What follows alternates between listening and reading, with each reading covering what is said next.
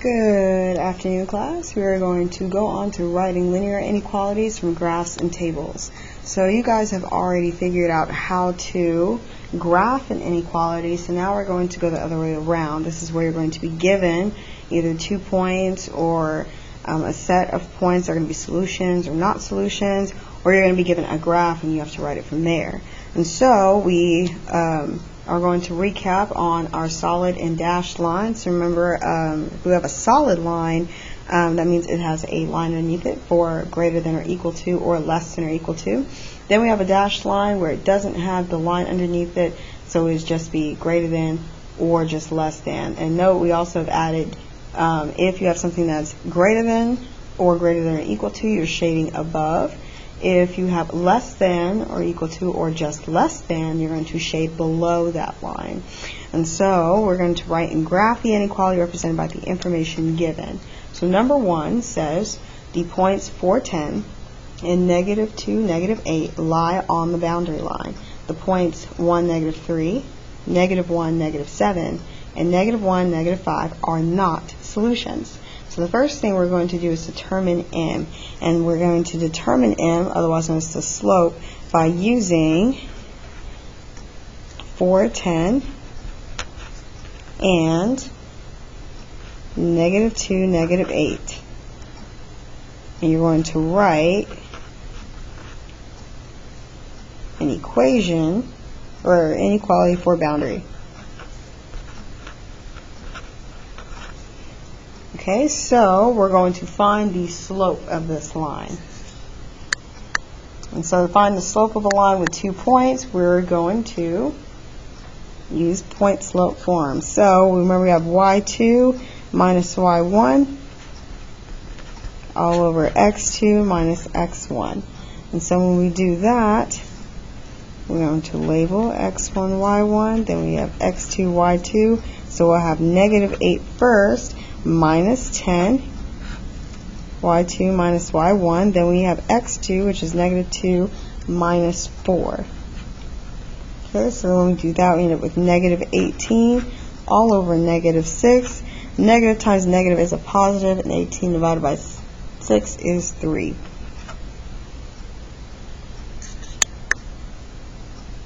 Pardon the focus. Okay, much better. So now we have negative 18 over negative 3, and we get a slope of 3. So 3 is our slope. Okay, so then our next step is to write an equation of the boundary line in slope-intercept form. So you're going to use one of these points.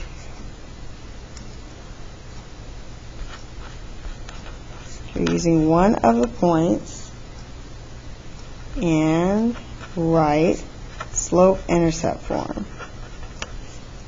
Okay, and you're going to rewrite it. So you might start with point slope, then we're going into slope-intercept. So the one point I'm going to use is 4, 10. And so we have to start with point slope form. And point slope form is y minus y1 equal to m, parentheses x minus x1, where y1 and x1 are read the opposite of. So when we do that, we have y minus 10, if we're going to use 4 and 10, equal to 3, which is our slope, and then we have x minus 4. Okay, so that's point slope form. We want a slope intercept form, so we're going to solve. And when we do that, we end up with y minus 10 equal to 3x minus 12, because we have to distribute. Then we're going to add 10 to both sides. So we have y is equal to 3x minus 2.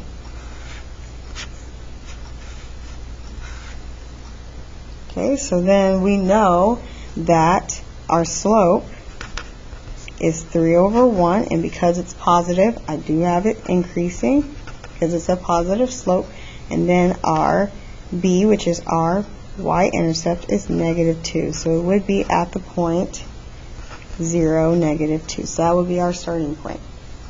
Okay, so now we're going on to the next step where we have to plot the points along the boundary line and the other given points. So let's plot our points first. We're not going to connect them, we're going to just plot them. So then we're going to start with negative 2 And then we're going to rise up 3 and go over 1. So 1, 2, 3, plot. 1, 2, 3, plot. 1, 2, 3, plot. Okay, so now it says using the given information, determine the line is solid or dashed and which side to shade. So we are given that 3 of these points are not solutions.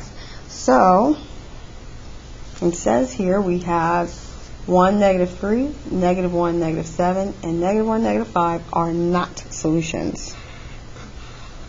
So let's see where those points are.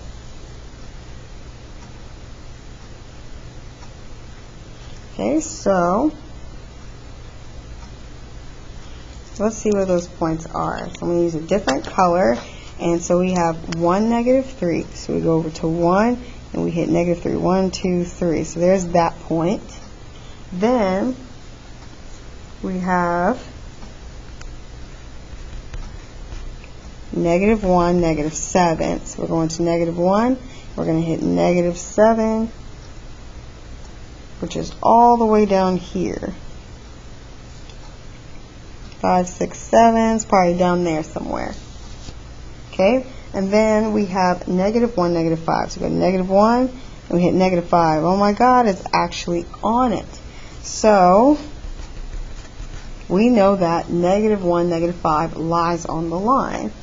So we have since -1, -5 is on the boundary line,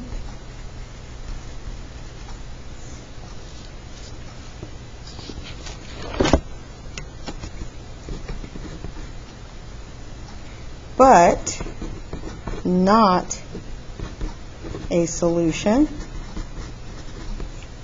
it is dashed. You have to use dashed line. Now if it was a solution, it'd be solid, but because it's not a solution and it ends up being on that line, we're going to use a dashed one. There is our dashed line. Okay, and then we have to figure out which way to shade, and we are going to shade on the opposite side because these are solutions, and remember, not solutions, and remember, solutions lie in the shaded area. Because these are not solutions, I'm going to be shading on the opposite side.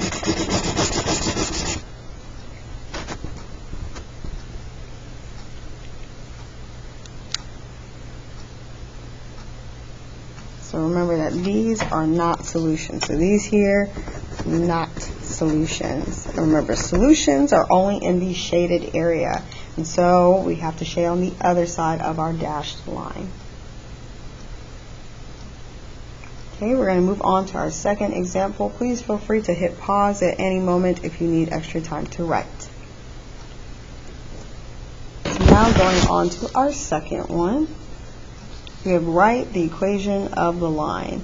Okay, so we have to determine what M is and what B is and the equation of the boundary line. So the equation of the boundary line is going to be different from the inequality. Okay, so writing the equation of the boundary line, we have 2 points, and so we're going to determine M, or otherwise known as the slope. So from 2 points, I rise up 1, 2, 3, 4. And then I go in the negative direction, 1, 2. So remember, we're using rise over run to find slope. Okay, and so from here, I did rise up 4, but I did run in the negative direction, so that would be a -2. And so then I would have a -2 over 1 as my slope. Okay, and then my y-intercept is at 0, -6.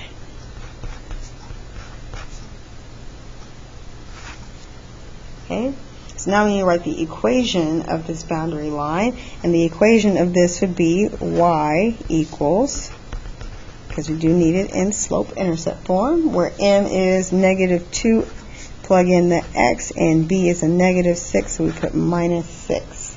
So there's the equation of the boundary line. Now we have to replace the equal sign with the appropriate inequality symbol. So solid line and shaded below y-intercept to use. So notice that we have a solid line Okay, and is it shaded above or below the y-intercept? In this case, it is shaded below the y-intercept. Everything's shaded below it.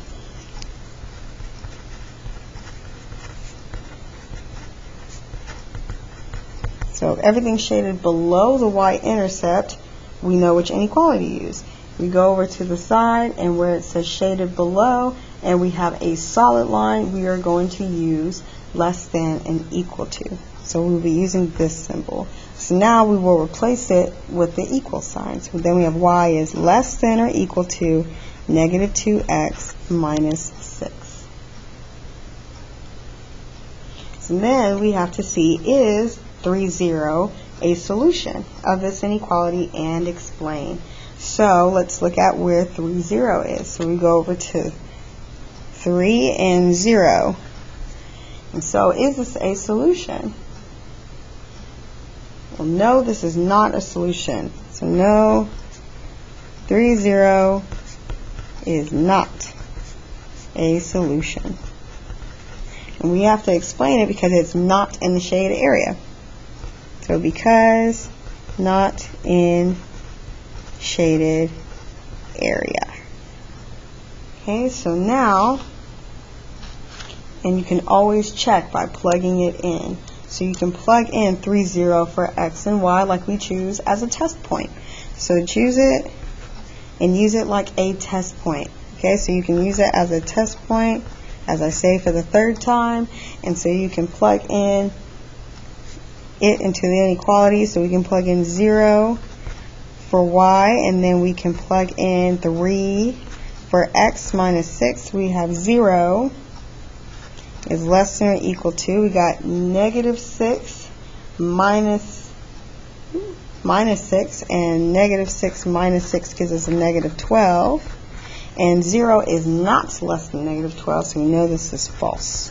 And remember, if it's false, it's not a solution, and we would shade the opposite side of that test point.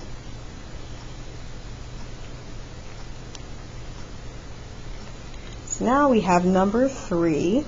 And number 3 says the table of values below represents solutions to an inequality. The origin and 0, 1, the origin, which is 0, 0, 0, negative 1, and 0, 1 are not solutions. Okay? And it says write a linear inequality that represents the table. So this is going to be a little bit harder because we can't use our normal test points. But we can do this part, and so we're going to still find the slope. Okay, so still find slope, or find m. And so you can find the rate of change in x and y, or you can use slope formula. Okay, so let's say the difference between 3, let's say we're going to use slope formula. So you use 1, 1, and we'll use 3, negative 1. So we have negative 1. Okay, so we have negative 1, y2 minus y1, so minus 1. Okay, all over x2, which is 3, and then minus x1. So then we have that solution to be, keep, and we're going to change it, flip it, so we end up with negative 2 all over 3 minus 1, which is 2, and negative 2 over 2 gives us a negative 1. So now we've found our slope. So now we're going to determine b. So now we have to find b. In this case, that's our y-intercept. So when we do that, we're going to use our x1, y1 and plug it into either point slope form, or you can plug it into our slope intercept form. I'm going to plug it into slope intercept form to save some time. So I'm going to plug in y1, or y in this case, which is 1, equal to our m, which is negative 1, times our x value 1 plus b. I'm going to solve for b. So then I have 1 equal to negative 1, because 1 times negative 1 is a negative 1, plus b, and then I'm going to add 1 to both sides, and so then I found that b equals 2. So now I have my y-intercept, And y-intercept as a point is 0, 2. Note the y-intercept, that means the 2 is in the y spot when we're writing it as a point. So we can write down our equation as y equals to negative 1 or negative x, because the 1 is still there, and then we have a positive 2, so plus 2. So there's our equation. Okay, so now we have, since the origin, so 0, 0, 0, negative 1, and 0, 1 are not solutions. So these are not solutions, and they are below the line.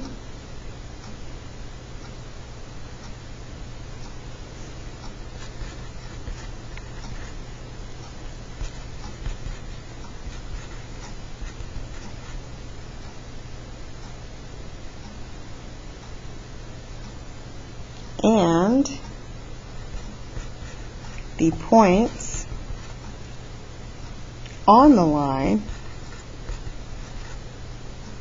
are solutions, so meaning these.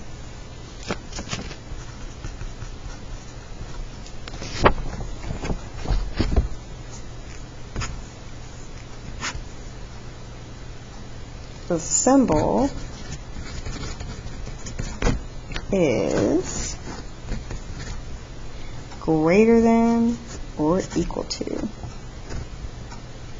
Okay, so just because these are not solutions, if I were to plot these points and the rest of this graph, or rest of this on a grid, we would be able to tell that this, all of these points are below that line, and because they're not solutions, it's going to be shaded everything above it.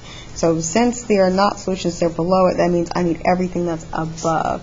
And so my inequality y is greater than or equal to negative x plus 2.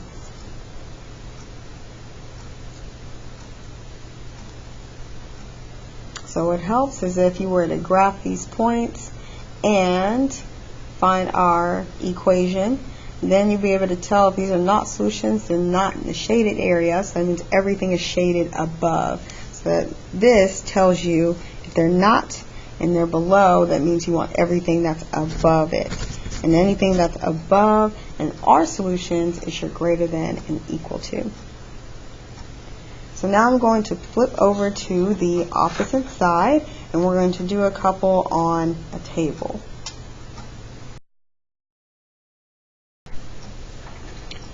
Okay, so moving on to the back side of writing inequalities with word problems or from word problems.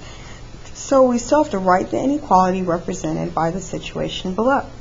A mini trampoline can hold at most 550 pounds. The table represents the weights of 5 people that are on the trampoline. Write an inequality that represents the weights of a person C and D. So what we notice from this, because we're talking about inequalities, remember word problems have certain words that tell you it's an inequality, and that's words like less than, fewer than, lower than, greater than, more than, or exceeds, less than and equal to, at most, or no more than. Then we have greater than and equal to, at least, or no less than. So those words should pop out at once for you to tell you you're writing an inequality. And so the word that popped out here is at most. And at most sounds like you cannot hold more than 550 pounds. Okay, so you cannot hold more than that. So the inequality that works best for that, when we have at most, is less than or equal to. So we have at most using less than and equal to. Okay, so in this case, we still have to find out our equation. And so we have the weight here, so it represents the weights of 5 people, persons A, B, C, D, and E. And then, but we know that total should be 550. So we don't know what X and Y are because we don't know what C and D are, so we're going to leave those as is. But we know at least a total can be at most 550. So we have the at most 550. And note everything else will go before that. And because we need that total, we are going to add each number and variable. So we have 97 plus 112 plus x plus y plus 105 is less than or equal to 550. So now I'm going to add like terms. So I have 97 plus 112 plus 105, and I get 314. So x plus y plus 314 is less than or equal to 550. And remember, inequalities still deal with x and y. So you're not solving for one thing, you are just putting it in perspective of an inequality that's like an equation, and you can still make it look like it's in standard form. So we're going to subtract 314. Okay, so then I have x plus y is less than or equal to 236. And so that is a way we can write an inequality. It looks very similar to standard form, but we're going to leave it as this. We do not have to move that x over to solve for y. Okay, so now on to the second question. It asks, is it possible for a person C to weigh 95 pounds if person D weighs 140 pounds?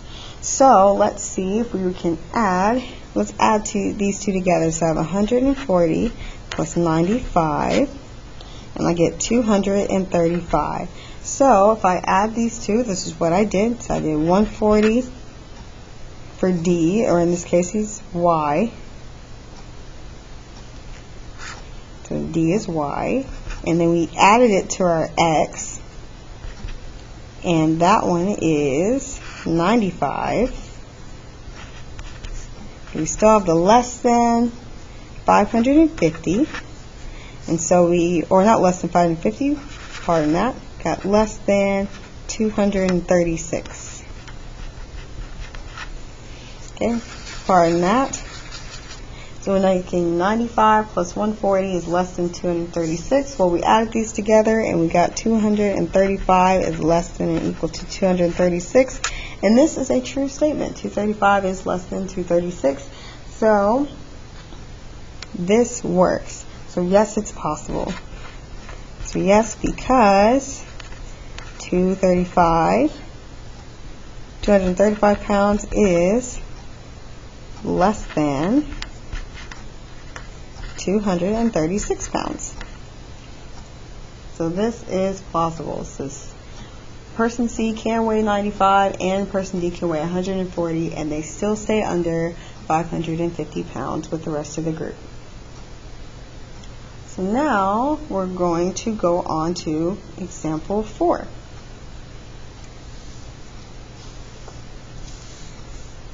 So example 4 says, Mr. Crawford is ordering pizzas and breadsticks for a school pizza party and has a budget of $81, but no more. An order of breadsticks costs $7 and a pepperoni pizza costs $13. So again, those keywords that stand out, we got $81, but no more than that. And when that but no more works for that, we know we're going to use less than and equal to $81, and depending on how much you spent. This is spent less than or equal to 81. So now we're going to write this inequality out. So write the inequality that describes the situation if X represents the number of orders of breadsticks and Y represents the number of pepperoni pizzas. Okay, so X is the number of breadsticks and Y is the number of pepperoni pizza. I'll put pep pizzas. Okay, so when you have stuff like this, that means you're going to put it in standard form. And remember, standard form is AX plus BY equal to C. But remember, this is going to be our inequality. So we already know that we have less than or equal to 81. Remember, everything else goes before. So we know that an order of breadsticks breadsticks is $7 each, and breadstick stands for X, so we put 7X. And then we have pepperoni pizzas cost $13, so it'll be $13 each per pepperoni, so 13Y. And there's our standard form for ordering pizza and breadsticks.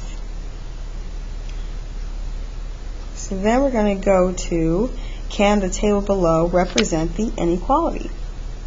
So this is where you're going to plug in and check each one. So plug and chug is an okay thing. It takes up more time, but it will give you more accuracy. So we're going to plug and check.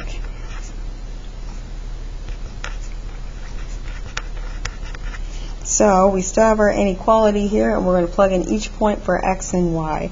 So we have 7 times 3 plus 13 times 4 is less than or equal to 81. So this is the first point. Okay, so when I do that, I end up with 21, and then 13 times 4, I get 42, or 52, less than or equal to 81. And so do I have 73 being less than or equal to 81?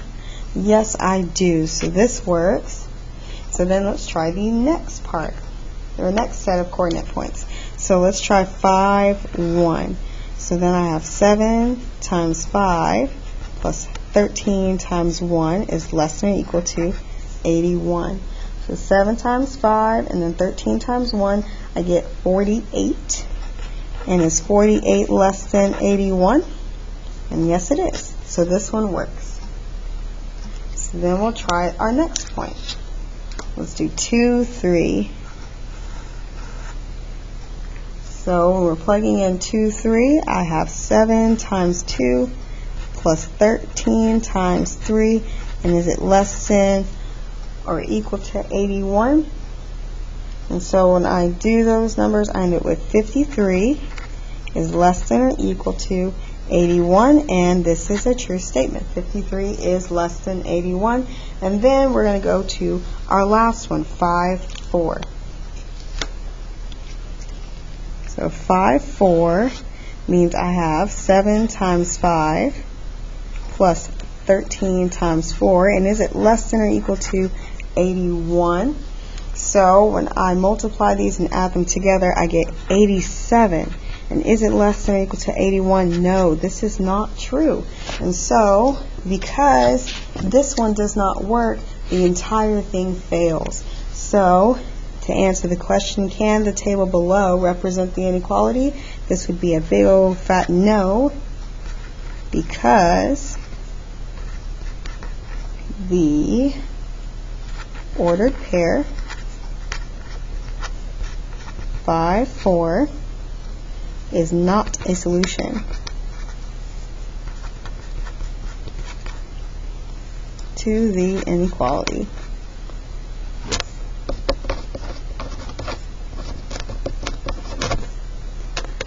Okay, so remember this didn't work, and so the whole thing fails, and so this means it's not a solution. So all of these are solutions, but just because this one is not, the entire table fails. So that concludes the rest of our notes for writing inequalities from word problems and from graphs and tables. Our tutoring hours are from 6:45 to 7:15 on Wednesdays, and after school on Thursdays for Jack overtime till 5 p.m. Thank you so much for watching my video.